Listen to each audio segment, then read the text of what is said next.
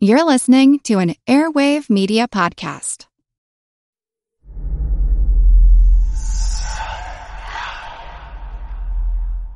Hey y'all, spooky season is here.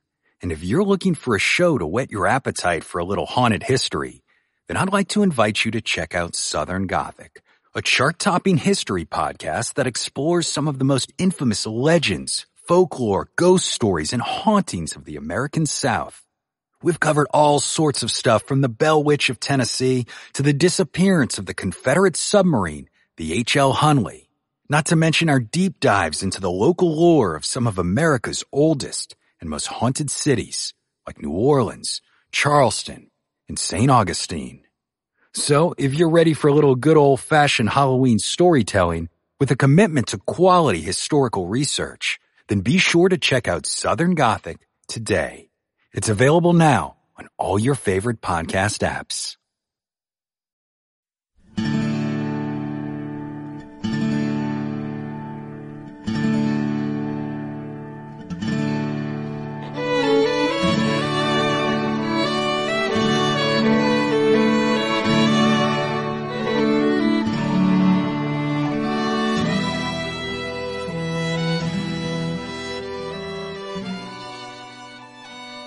Hey everyone, thanks for tuning in to episode number 115 of our Civil War podcast. I'm Rich.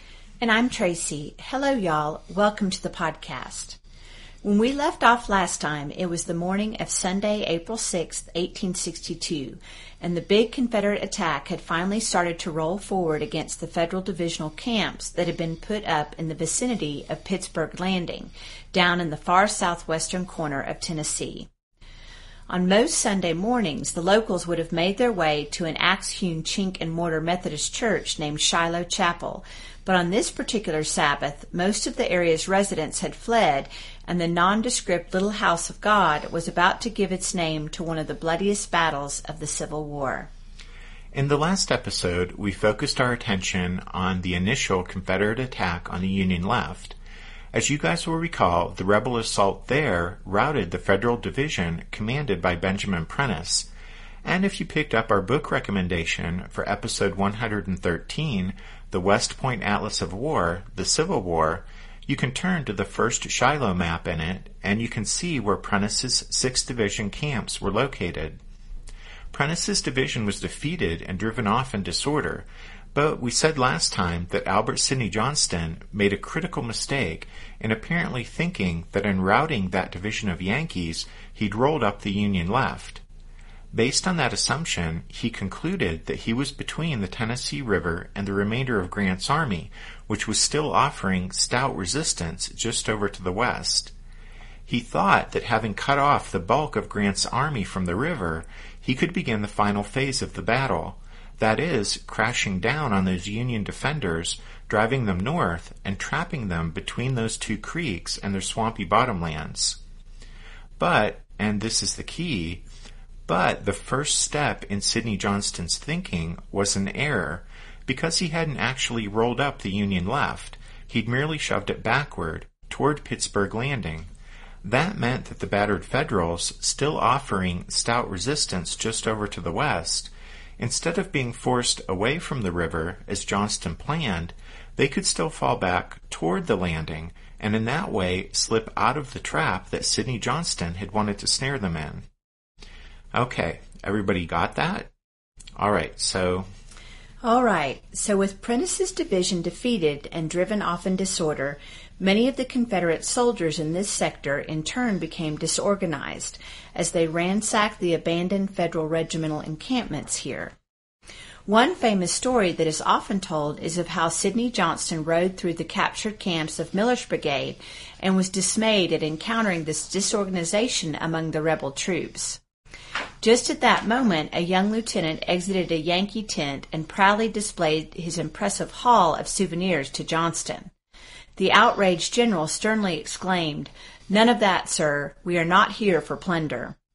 But so immediately and obviously crushed was the young man by this rebuke that the general immediately regretted the harshness of his words.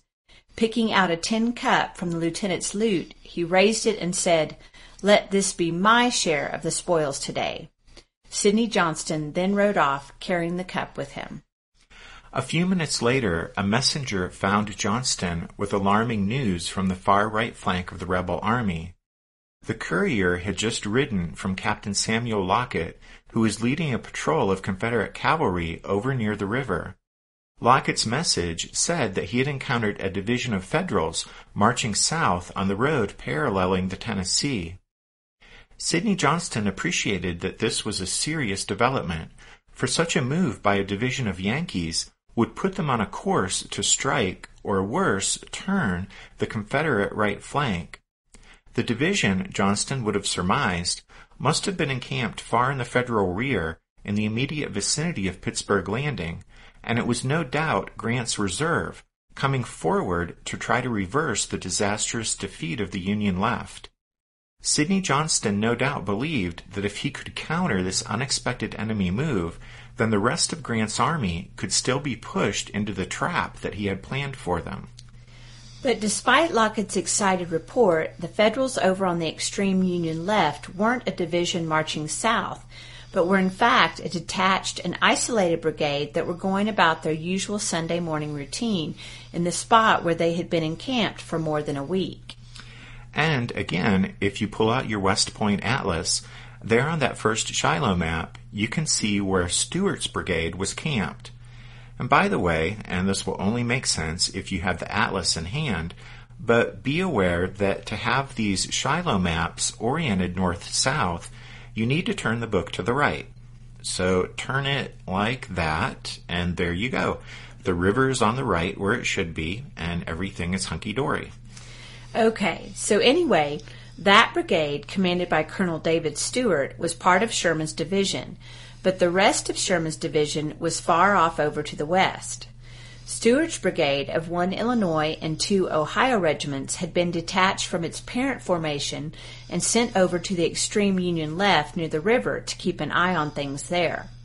And so when Lockett peered across from the other side of Lick Creek and saw these Yankees, they were simply finishing breakfast, preparing for inspection, and wondering about the meaning of the firing they could hear coming from the direction of Prentice's camps.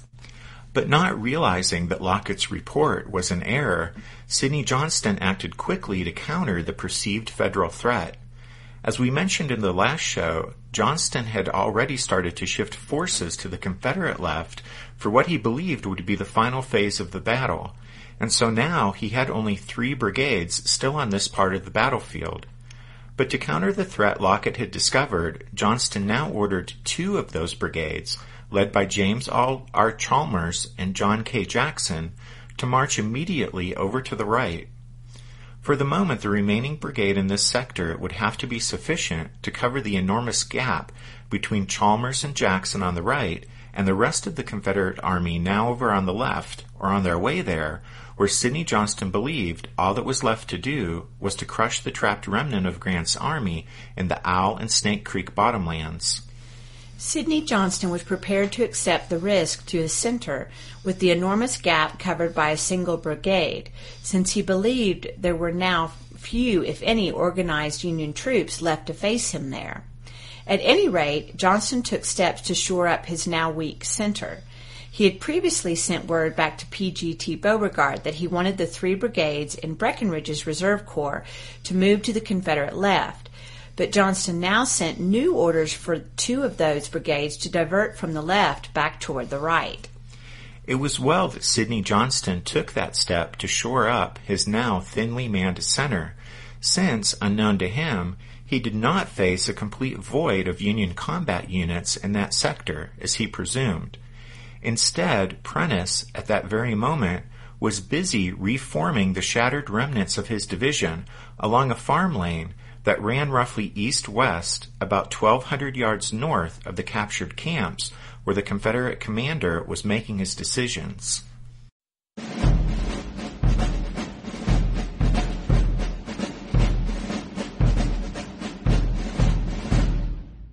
After their rout by the relentlessly advancing Confederate troops, a large number of Prentice's men had kept running the full 2.5 miles all the way back to Pittsburgh Landing.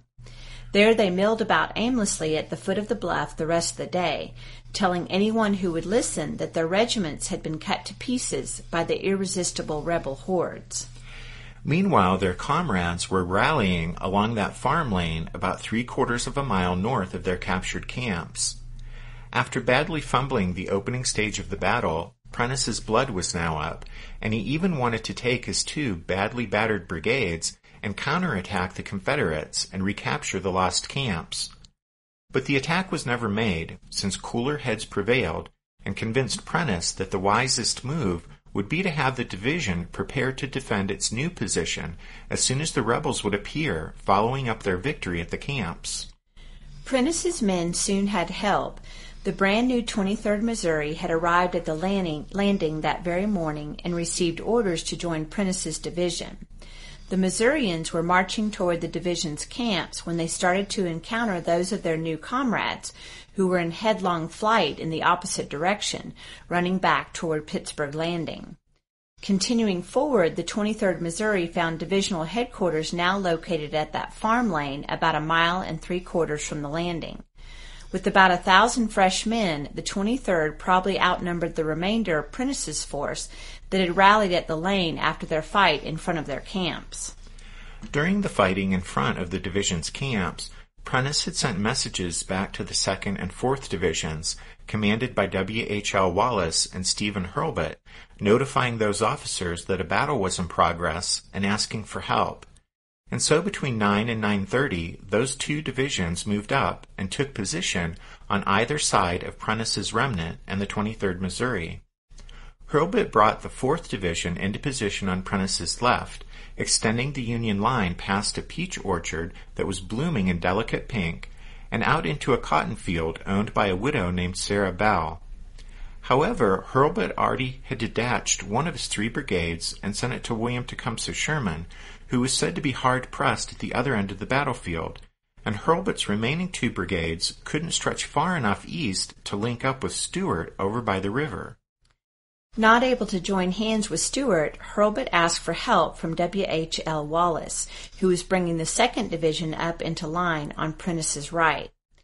Wallace had taken over the veteran 2nd Division from the ailing C.F. Smith. Y'all recall how after Halleck had sidelined Ulysses S. Grant, C.F. Smith had been given command of Grant's army for a while. Anyway, all that's to say that here at Shiloh, W.H.L. Wallace was now in command of Smith's old division. Now, as Wallace came up on Prentice's right, he ordered one of his brigades, led by Scottish-born John MacArthur, to go over and help Hurlbut. MacArthur's men, nicknamed the Highland Brigade, had seen hard fighting at Fort Donelson back in February and now found themselves with another difficult mission, since they still couldn't stretch the line far enough to link up with Stuart, and a gap of 200 yards remained. Fortunately, that gap was obstructed by woods and cut by a ravine. Together, the combined forces of Wallace, Prentice, and Hurlbut formed a line that extended nearly a mile, roughly from the Corinth Road to the Hamburg-Savannah Road. The line's alignment was northwest to southeast, and it faced southwest. It was a bit after 9 a.m. when Hurlbut brought his 2 brigades into position near the southern edge of the Widow Bell's cotton field, which was now covered with last year's stubble. Hurlbut's men briefly clashed with the Confederate brigades of Adams and Chalmers and Jackson, which were advancing from the direction of Prentice's captured camps. But then Sidney Johnston, as we've already mentioned, diverted Chalmers and Jackson against Stuart. It was at that point, perhaps at 9:30 or 10, that only Adams' Confederate brigade was left to confront the Union center, and a lull ensued in front of Hurlbut's, Prentice's, and W.H. Wallace's lines for most of the next hour. Back at the captured Union camps, Sidney Johnston watched as Chalmers' men moved out of sight toward the extreme Confederate right. The Confederate commander was confident that Chalmers and Jackson would counter the phantom Union division there, which, as y'all recall, Sidney Johnston believed was Grant's reserve and represented the Yankee general's last bid to save his army. Therefore, Sidney Johnston thought that all that was left of the battle was the end game. That is, methodically driving the bulk of the Federal Army farther and farther north into the cul-de-sac formed by Owl and Snake Creeks, and thus deeper into the trap from which he believed they couldn't escape. It was at this point that Albert Sidney Johnston, a keen chess player, turned to a staff officer and announced, "That checkmates them."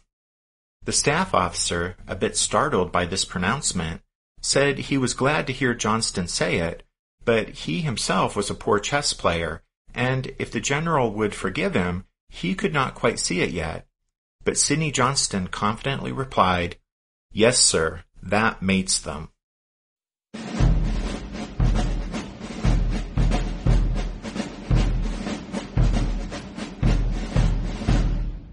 Did archaeologists discover Noah's Ark? Is the rapture coming as soon as the Euphrates River dries up? Does the Bible condemn abortion? Don't you wish you had a trustworthy academic resource to help make sense of all of this? Well, I'm Dan Beecher, and he's award-winning Bible scholar and TikTok sensation Dr. Dan McClellan, and we want to invite you to the Data Over Dogma podcast, where our mission is to increase public access to the academic study of the Bible and religion, and also to combat the spread of misinformation about the same. But, in a fun way.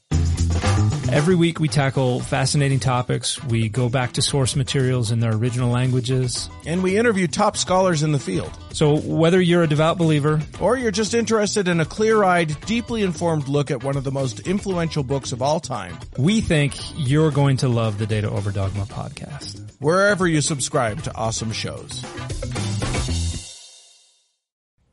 What's something you learned in history class that you feel wasn't the whole truth? Better yet, what's something you didn't learn at all that was omitted completely? That's what I'd like to call redacted history. I believe that all history, no matter how good or bad, needs to be told. There are wars, massacres, battles, and entire historical events that are just not in our school's history books. Have you ever heard of Mary Bowser? I didn't think so. My name is Andre White, the host of the Redacted History Podcast, the place where history's forgotten events, heroes, and villains get their story told, one episode at a time. So come huddle around the campfire with me and get ready to hear the stories that you were robbed of. And get comfortable. We're going to be here a while. The Redacted History Podcast. Real history never dies. Stream the Redacted History Podcast on Apple Podcasts, Spotify, or wherever else you get your podcasts. At the opposite end of the Shiloh battlefield were the Union troops that Albert Sidney Johnston, by mid-morning, believed he had trapped and checkmated. Here, too, the fighting had started at daybreak, but it had continued to rage in full fury in this sector even after Prentice's rout had brought a lull to the east end of the battlefield, over where Sidney Johnston was confident of impending victory, even as he listened to the sound of the guns here off to the northwest. And again, not to harp on it, but if you want to pull out your West Point Atlas, you can see where the camps of William Tecumseh Sherman's division, the 5th Division, were located. There, during the pre-dawn hours, Colonel Jesse Appler, the commander of the 53rd Ohio, listened uneasily to the sound of an intense skirmish taking place somewhere out beyond the southern edge of the regiment's camp. As you guys will recall, Appler was the officer whose suspicions of nearby rebel activity had been contemptuously dismissed by Sherman the day before. Now, in the darkness just before sunrise, the fighting the nervous Appler could hear in the distance was the initial clash in Fraley Field between Powell's early morning patrol and Hardcastle's Confederates. It wasn't long before the special 16-man picket that Appler had posted at the south end of Ray Field the night before came hurrying back to camp with the news, which by then was no news at all, that they heard very heavy firing close by. Appler waffled, issuing a series of conflicting orders to his regimental adjutant, Lieutenant Ephraim C. Dawes, but then quickly countermanding each order before Dawes could carry it out. This went on for some moments before finally Appler ordered Dawes to have the drummer beat the long roll, the signal for the regiment to turn out at once and form on the color line, armed and ready for action. Appler knew that the sound of the alarm would be heard by the rest of the brigade, as well as by Division Commander Sherman, whose headquarters at Shiloh Church was not 500 yards from the 53rd's camp. To be sure of the communication, though, Appler sent a messenger to his brigade commander, Colonel Jesse Hildebrand, and another to carry the report directly to Sherman. But Sherman still wasn't buying into the idea that the rebels were contemplating a major attack, and a few minutes later, when the messenger returned, he told Appler, quote, "General Sherman says, you must be badly scared over there." End quote. So Sherman had once again scornfully dismissed Appler's concerns. But Hildebrand, Appler's brigade commander, responded to his subordinate's message with an order that the picket line be strengthened with 2 more companies. No sooner had Appler moved to carry out this order, though, than a Confederate line of battle could be seen in the strengthening light crossing the southern end of Ray Field. The rebels were actually advancing across the field diagonally as they moved to engage the line of battle that Peabody had thrown up just in front of his brigade's camps, about a quarter-mile northwest of where Appler saw them crossing the southern end of Ray Field. At the sight of the Confederates, the increasingly anxious Appler responded by putting the 53rd Ohio through a series of maneuvers that saw the regiment move to positions in front of, then to the left of, and finally to the rear of its camp. By the time Appler began his indecisive series of maneuvers, the rest of Sherman's division was also forming up in line of battle in front of their camps. Sherman might have scoffed at Appler's concerns, but his brigade and regimental commanders were taking the situation seriously. Shortly after the drums sounded in the camp of the 53rd Ohio, Sherman's other regimental commanders had their own drummers start to beat the long roll. An irritated Sherman, determined to see for himself what minor disturbance had caused his skittish subordinates to turn out the entire division in line of battle, mounted his horse and set out from his headquarters at Shiloh Church, his staff and orderlies trailing after him.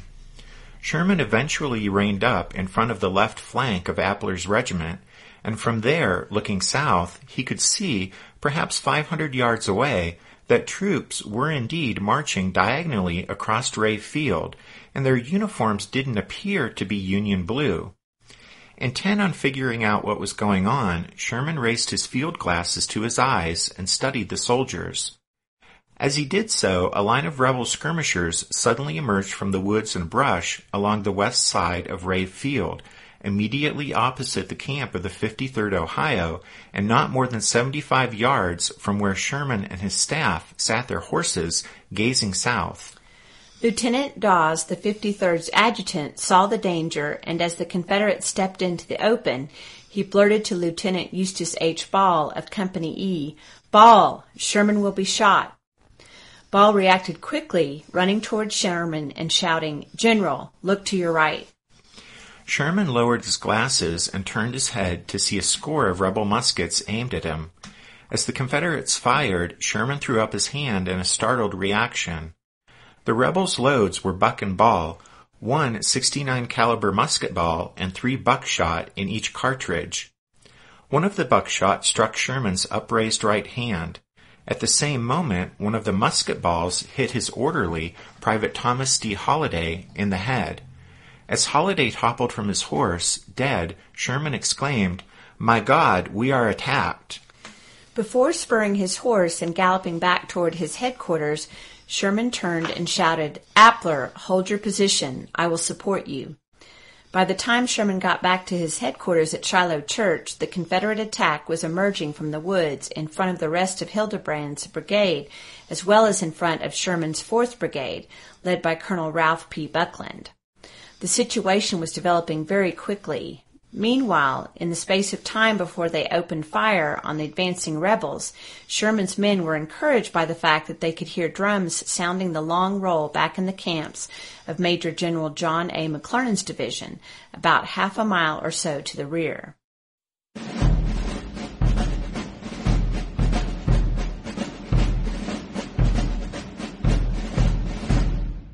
In front of Appler's 53rd Ohio, the advancing rebel battle line made its way through the rows of tents in the regiment's abandoned camp, and then emerged to find the Ohioans drawn up just 50 yards away. At Appler's order, the regiment loosed a deadly short-range volley. Lieutenant Dawes later recalled, with considerable understatement, that, quote, there was a tremendous crash of musketry. Peering through the gun smoke, Dawes also remembered spying a group of rebel officers clustered around a color bearer who carried, quote, a peculiar flag of dark blue with a white ball in the center. That was the flag supposed to be carried by all of the units of Hardee's first attack wave, and the group of Confederate officers near that particular standard may have included the brigadier general who would one day be known as one of the rebel army's best division commanders, Patrick Cleburne. But here at Shiloh, Cleburne was leading a single brigade and had his hands full just doing that. Cleburne had been born in Ireland and had served in the British Army, rising to the rank of corporal before obtaining his discharge and immigrating to America, where he settled in my home state of Arkansas. There he eventually became a lawyer, and when secession led to war, Cleburne enlisted with his local friends, who elected him captain of their militia company. From there he rose to colonel of the 15th Arkansas, and a little more than a month before Shiloh, he was elevated to brigadier general. At Shiloh, Cleburne had a brigade of 6 regiments, 4 from Tennessee and 1 each from Arkansas and Mississippi. In keeping with the tactics manual authored by Hardee 6 years before the Civil War, Cleburne's brigade was deployed in a single line of battle, 2 ranks deep, all 6 regiments side by side, in a formation that must have stretched roughly a mile from flank to flank. It was a difficult formation to maintain while the brigade moved over rough ground, through dense woods, and then the deep mud in the bottomland along Shiloh Creek. Cleburne galloped from one end of his line to the other, attempting to maintain regimental alignments and trying to keep the entire brigade moving forward in unison. Reaching an especially deep patch of mud, Cleburne's horse mired in the muck, then reared up and dumped Cleburne into the ooze. Now a muddy mess, Cleburne nevertheless recovered his mount and hauled himself back into the saddle. By that time, however, his brigade had split into 2 segments while maneuvering around the boggy ground. 2 regiments passed to the right to attack Appler's 53rd Ohio, while the other 4 regiments swung to the left of the muddy obstacle to strike Hildebrand's other 2 regiments, as well as the left of Buckland's brigade, closer to Shiloh Church.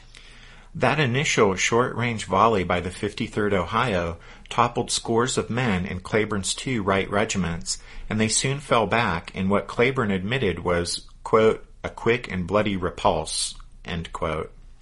Cleburne and the regimental officers struggled to rally the men of the 23rd Tennessee and the 6th Mississippi, and soon the Mississippians and some of the Tennesseans advanced back to have another go at the Ohioans.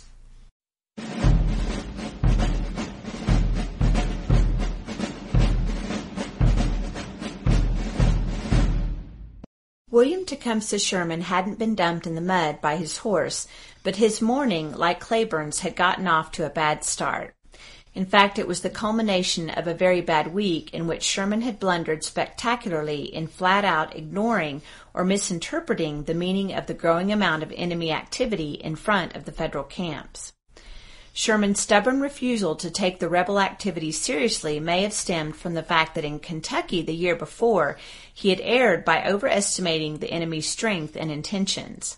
Determined not to repeat that error here in Tennessee, Sherman, as the camp commander, had chosen to believe that the Confederates nearby had no aggressive intentions, and he had clung to that belief despite mounting evidence to the contrary. As a result, he and Grant had just suffered one of the most complete strategic surprises of the Civil War. But the rebel volley that missed him in Ray Field, save for the buckshot through his hand, left Sherman with an opportunity to redeem himself. And to his credit, Sherman seized that opportunity. As the Confederate attack pressed harder and harder against Buckland's and Hildebrand's brigades, William Tecumseh Sherman rode from one end of his endangered line to the other, seeming to become more calm and clear-sighted the hotter the fighting raged. As he directed the battle in front of him, nothing seemed to faze him. Bullets whistled around him. One cut his bridle rein. Another glanced off his shoulder strap. His horse was shot from under him. He obtained another mount, but in less than 20 minutes, it too was shot dead. Sherman found a third horse and continued to ride along his hard-pressed line, making adjustments as necessary and inspiring his men. One of Hildebrand's men later said, quote, "I remember how glad we were to see General Sherman, with a rag on his hand, riding along our lines." A member of Buckland's brigade recalled how Sherman, quote, "The splendid soldier, erect in his saddle, looked a veritable war eagle." The men of Sherman's division would need all the inspiration they could get as the rebel pressure against their line continued to increase. The left 4 regiments of Cleburne's brigade charged toward Hildebrand's and Buckland's positions, and the Yankees opened fire when the range was just 30 yards. The storm of fire drove back the Confederates, but the Southerners rallied and came on again. At the same time, Cleburne succeeded in getting the 6th Mississippi and half of the 23rd Tennessee to renew their attack on the 53rd Ohio. The Yankees again repulsed the rebels, but just as the Confederates were starting to fall back once more, Appler finally lost his nerve and shouted, "Retreat and save yourselves." Several hundred of Appler's men obeyed his orders and took off running for the rear, where they joined the fugitives from Prentice's division, huddling along the base of the bluff beside the river back at Pittsburgh Landing. The rest of the 53rd's men, though, ignored their colonel's panicked command, especially on the regiment's right, where the stalwart Lieutenant Dawes and several other officers got the men there to stand fast.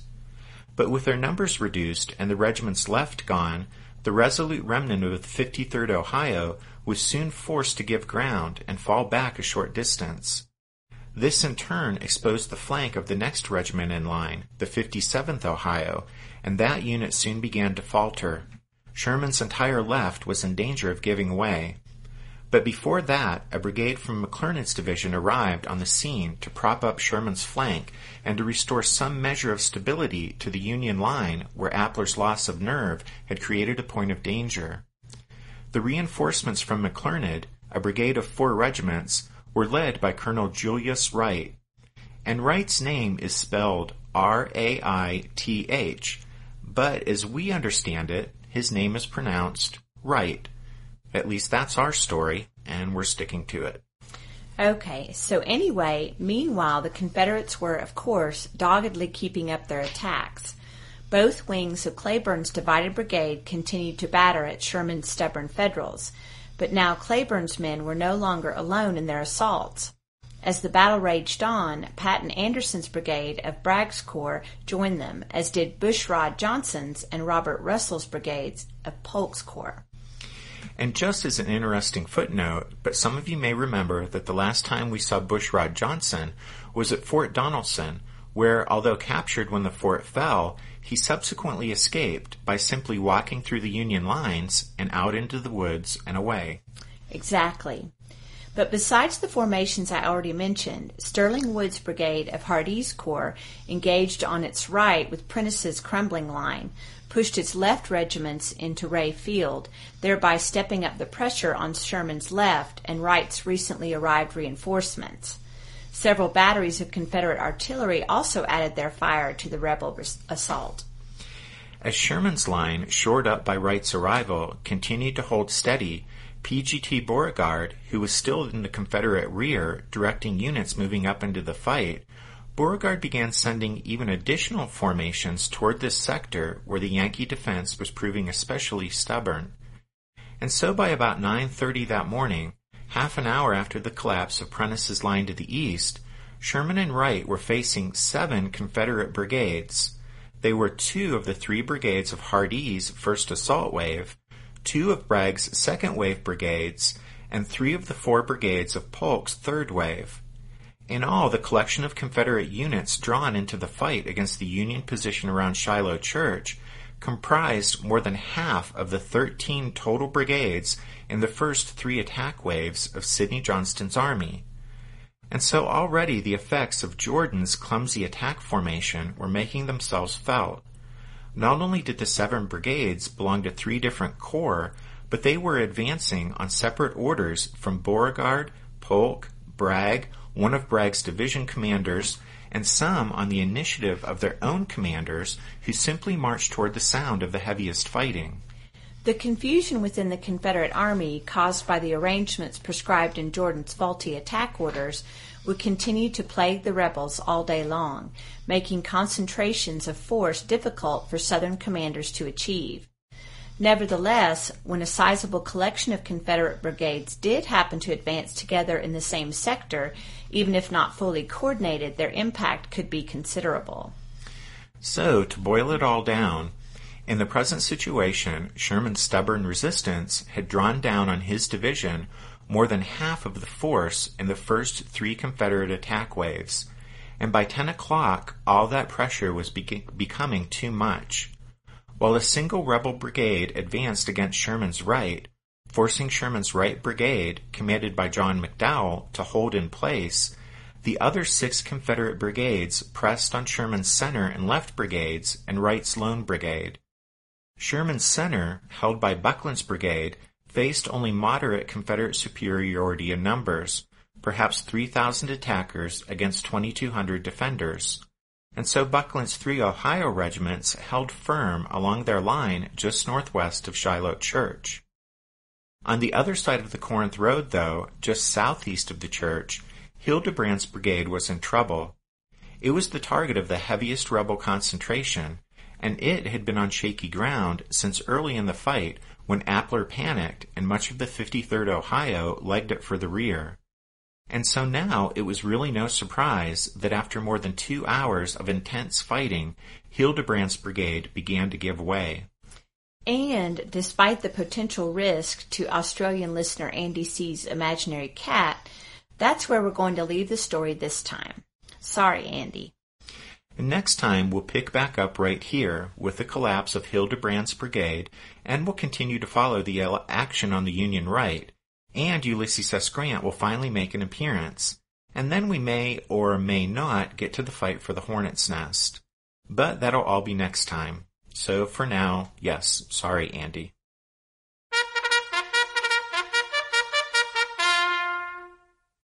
That means it's time for this episode's book recommendation, and our recommendation this time is Shiloh, The Battle That Changed the Civil War by Larry J. Daniel. You know the blurbs they put on books sometimes from other authors or lifted from newspaper reviews? Well, there are some of those on the back cover of Daniel's book, but they chose one to put on the front cover. And I won't say where it's from, but it's just a sound bite in 3 parts, and it says, "A splendid analysis. In the tradition of killer angels, Shiloh is an excellent read." Well, I'll agree with 2/3 of that. It is a splendid analysis, and Daniel's book is an excellent read, but it is not in the tradition of killer angels. I mean, this is a pretty good narrative history of Shiloh, but it's not a novel. Anyway, for some reason that blurb just pushed my buttons, but that in no way detracts from us recommending Shiloh, The Battle That Changed the Civil War by Larry J. Daniel. And you can find it and a long list of all our other book recommendations if you head over to the podcast website, which is www.civilwarpodcast.org. Also at the website, you can find links to the show's Twitter feed and to our Facebook page. And thank you to everyone who pushed us over 1,000 likes on Facebook since the last episode. We were so excited about that. Yeah, and as near as we could tell, Mike T. was the official 1,000th person to like the podcast on Facebook. So here's a special shout out to Mike. Thanks, Mike. Now, if we could just have 1,000 members of the Strawfoot Brigade, then Tracy and I could quit our day jobs and podcast full time. Maybe someday. And then Andy C. in Australia wouldn't have to kick his imaginary cat because we're such slackers. At any rate, we do have some new members of the Strawfoot Brigade to thank this time, and they are Mark, Ed, David, and John. Thanks, y'all. Yeah, thanks, guys. It's good to have you on board. And then last but not least, thanks to all of you for listening to this episode of The Civil War, 1861 to 1865, a history podcast. Rich and I hope you'll join us again next time when we continue with the story of the Battle of Shiloh. But until then, take care. Thanks, everyone. Bye.